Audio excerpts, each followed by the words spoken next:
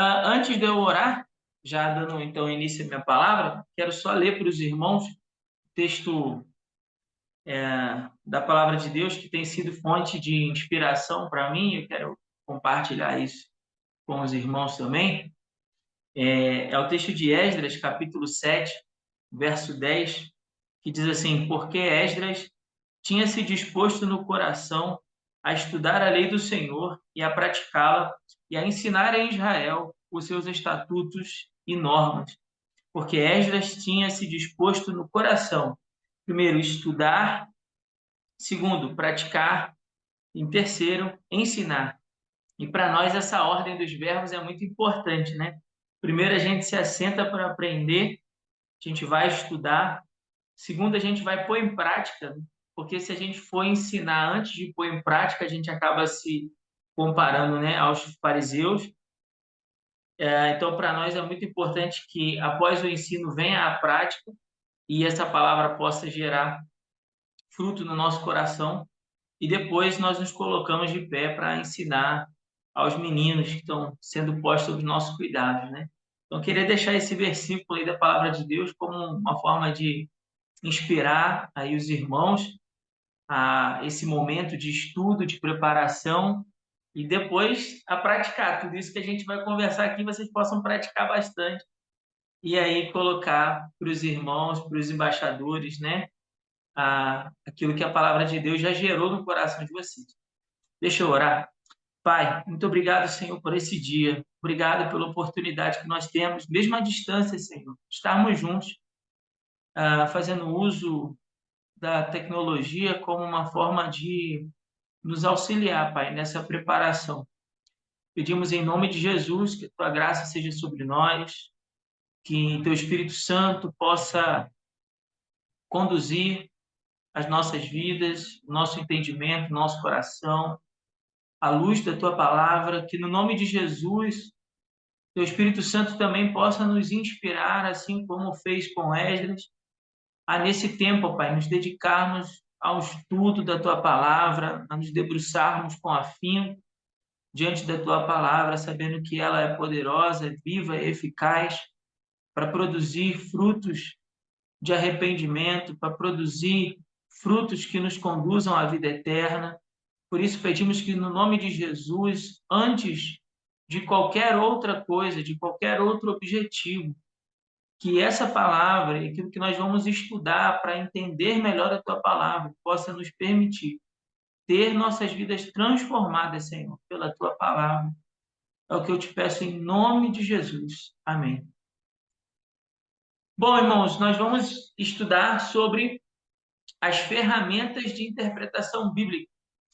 Existem ferramentas, sim, que podem nos ajudar a fazer uma interpretação correta, ou diria mais correta, das Escrituras. E essas ferramentas, os irmãos vão ver que não são nada de outro mundo, não é uma coisa muito complexa, algo muito difícil, que não dê para aprender, dá para aprender. Os irmãos vão ver que algumas delas são mais simples do que outras, outras um pouco mais difíceis, mas o ponto é, eu quero aqui poder ajudar os irmãos a ter uma caixa de ferramentas, digamos assim, uma caixa de ferramentas, para que à medida em que você abrir a Bíblia, você possa fazer uso dessa caixa de ferramentas e utilizando cada uma dessas ferramentas para usar ali na interpretação dos textos e compreender o que a mensagem, o que a palavra de Deus está transmitindo enquanto mensagem.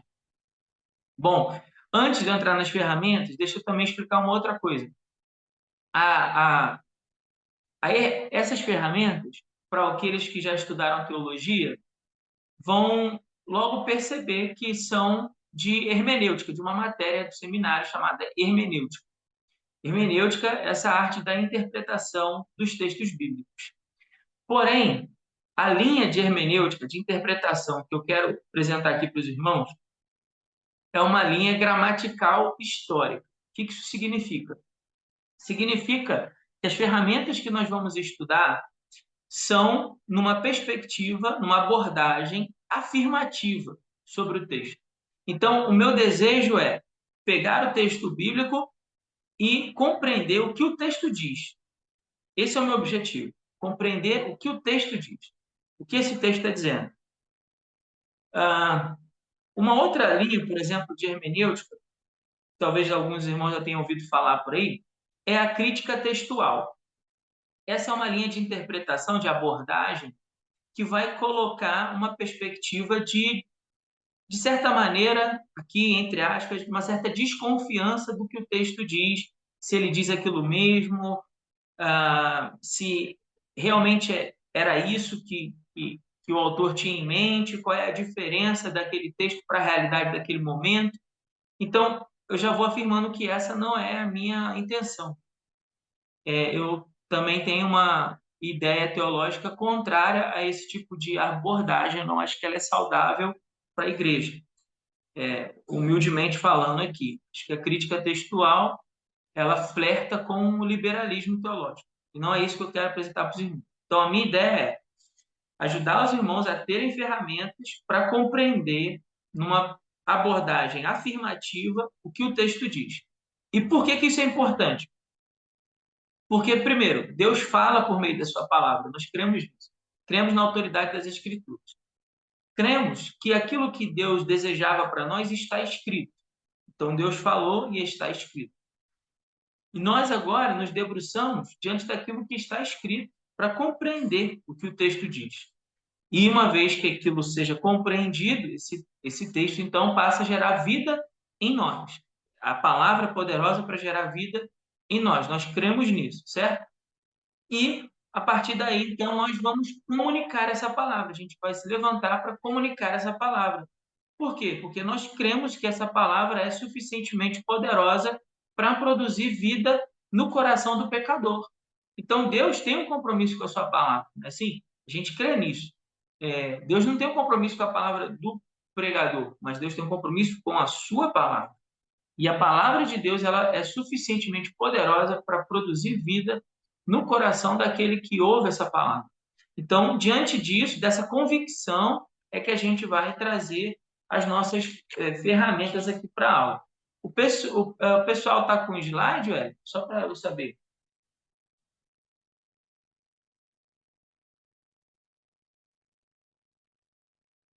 Oi, desculpa, eu estava falando com o microfone fechado. Vamos lá. Você quer que eu envie os mesmos do Sal no grupo? Você quer que o Daniel compartilhe aqui na tela ou Pode não compartilhar precisa? na tela, por favor, que aí facilita.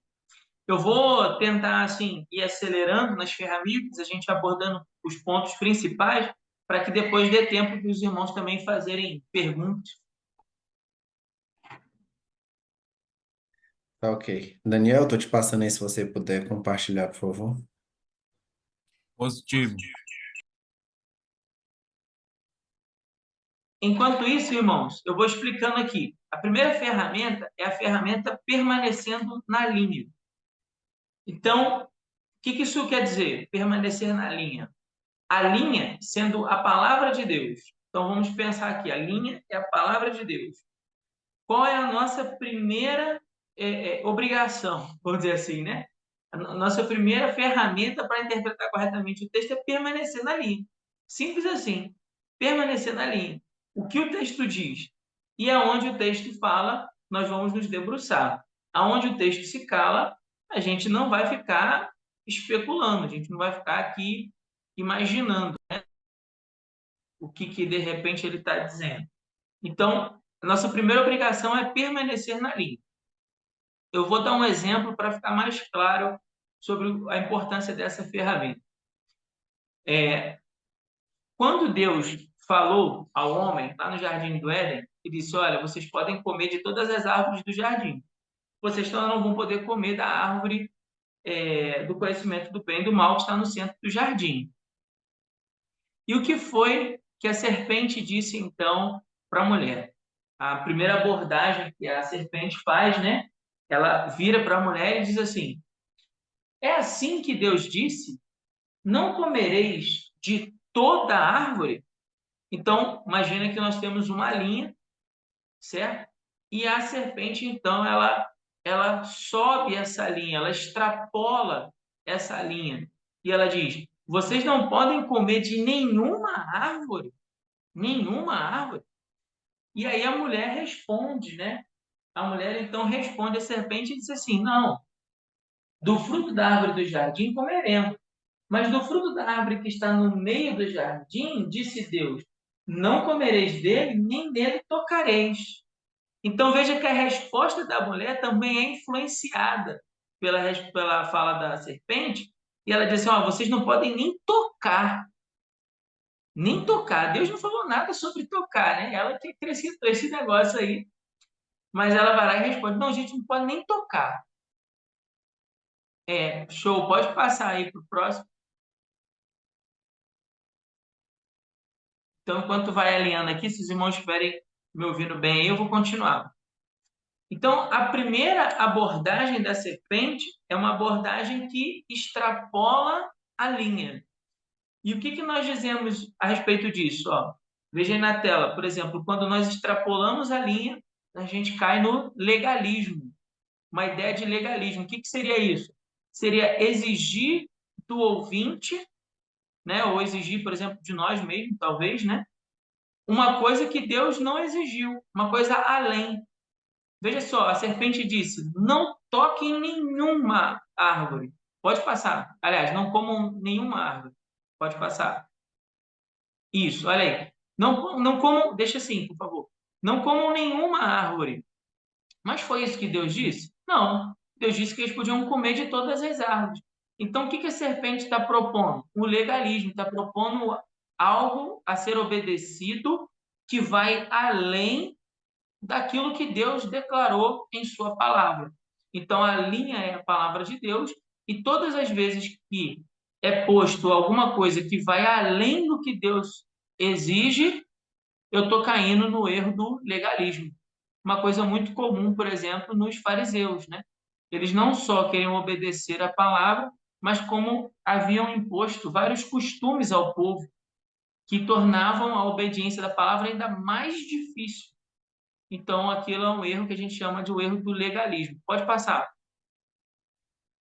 Como isso não deu certo, como a serpente não conseguiu, né, pegar a mulher ali, vamos dizer assim, e Adão com a abordagem do legalismo, ela tenta o liberalismo. O liberalismo é uma ideia de ir aquém do que Deus exigiu.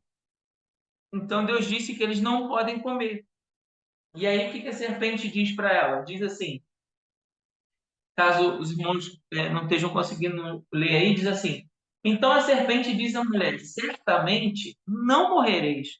Ora, mas Deus disse que eles iriam morrer. E agora está dizendo que não vai morrer? Está tudo bem se comer então? Porque Deus sabe que no dia que dele comerdes, se abrirão os vossos olhos e sereis como Deus, conhecendo o bem e o mal. Então veja que ela está aqui abordando de uma forma a permitir que a mulher coma, dizendo: olha, está tudo bem vocês deixarem de obedecer, não vai acontecer nada, não. Está tudo certo. Podem não obedecer. Pode passar para o próximo. E aí agora vem a resposta da mulher. Então, vendo a mulher que a árvore era boa para dela comer e agradável aos olhos, desejável para dar entendimento, tomou do seu fruto, comeu e deu ao seu marido, que também comeu. Então, vejam os irmãos, pode voltar aqui para mim, por favor. Então, vejam os irmãos. Não, muda aqui, né, para a tela ficar comigo, né? Desculpa, mano, eu não saco muito bem, não. Agora, pode deixar aí o slide na onde está, tá ótimo. Então, veja que a linha é a palavra. Todas as vezes que algo é exigido além da palavra, nós dizemos: esse é um erro de legalismo. Está colocando uma obrigação além daquela que Deus declarou em sua palavra. E todas as vezes que eu vou aquém da palavra, que eu deixo de comunicar algo que está na palavra de Deus, de certa forma, uma tentativa de suavizar a obediência, para que a pessoa deixe de obedecer certos critérios, certos pedidos, ou melhor, mandamentos que Deus deixou na sua palavra. Quando eu faço isso, eu estou cometendo o erro do liberalismo. Eu estou deixando de obedecer a palavra, e isso também é um erro. Então, a primeira ferramenta, ela é muito simples. ela é mais uma ferramenta de convicção do que qualquer outra coisa, de você compreender a necessidade de permanecer no texto, sabendo que todas as vezes que você coloca algo além, você está cometendo um erro, e todas as vezes que você suprime algo da palavra, você também está cometendo um erro. A nossa função é comunicar fielmente o que Deus declarou em sua palavra. Essa é a nossa missão, né? A nossa obrigação. E é nosso dever também viver de acordo com a linha, com aquilo que a palavra diz. Pensando aqui no primeiro momento que essa palavra ela precisa tocar em mim, né? Então, a minha tarefa é permanecer na linha, não colocar nada além e nem nada aquém. Agora, por que isso é tão importante? Aí pode passar para o próximo slide. Isso é importante, eu coloquei alguns textos para os irmãos poderem ver que várias vezes na sua própria palavra, Deus declarou a importância de nós permanecermos na palavra, no texto. Não acrescentar nada e nem retirar nada. Várias vezes. E isso, irmãos, é importante para nós porque isso trata da nossa convicção da autoridade das Escrituras. Quem declarou essas palavras foi o próprio Deus. Então, quando nós abrimos a palavra de Deus, nós estamos ali convictos de que Deus irá falar por meio de sua palavra e que as palavras de Deus, elas são suficientemente poderosas para produzir vida no coração do pecador. Vou repetir isso várias vezes, porque eu acho isso muito importante aqui para a nossa aula. Então, essa convicção, ela precisa estar muito claro para mim. Por que eu não posso ir além da palavra? Porque a palavra é suficiente. Por que eu não vou aquém da palavra? Porque a palavra é suficiente. Porque a palavra de Deus produz vida no coração do pecador. Então, por isso eu me apego à palavra, não indo além nem aquém. Aí tem vários versículos, eu vou ler só um, de Deuteronômio, que diz assim: Agora, pois, ó Israel, ouve os estatutos e juízos que vos ensino, para vos cumprirdes, para que vivas. Ou seja, essa palavra é a tua vida. E entreis e possuais a terra que o Senhor, Deus de vossos pais, vos dá. Não acrescentareis a palavra que vos mando, nem diminuireis dela, para que guardeis os mandamentos do Senhor vosso Deus, que eu vos mando. Deuteronômio 4, versos de 1 a 2. Essa mesma palavra também é repetida de outra maneira no Apocalipse. Pode dizer assim: porque eu testifico a todo aquele que ouvir as palavras da profecia deste livro, se alguém lhes acrescentar alguma coisa, legalismo, Deus fará vir sobre ele as pragas que estão escritas nesse livro. E se alguém tirar quaisquer palavras do livro, liberalismo, desta profecia, Deus tirará a sua parte do livro da vida e da cidade santa e das coisas que estão escritas neste livro. Apocalipse 22, versos 18 e 19. Então, por que isso é importante? Aí pode passar para o próximo slide. Toda a Bíblia, podemos ver que as palavras de Deus, elas são poderosas, elas são certas e são boas. É o próximo slide. Somente elas, somente a palavra de Deus pode dar vida. Nós cremos nisso, certo? Somente a palavra de Deus pode dar vida. E queremos que as pessoas ouçam o quê? A minha voz como pregador ou é a voz de Deus? Se nós desejamos que a voz de Deus seja ouvida, então preciso comunicar fielmente a palavra de Deus. Não se trata aqui das nossas ideias ou opiniões. Precisamos experimentar o poder transformador que vem somente através da palavra de Deus. Pode passar o próximo slide? Então, é esse slide aí que eu estava acabando agora de ler. Veja a última parte. Ó. Precisamos experimentar o poder transformador que vem somente através das palavras de Deus. Isso é algo, irmãos, que nós precisamos estar convictos aqui.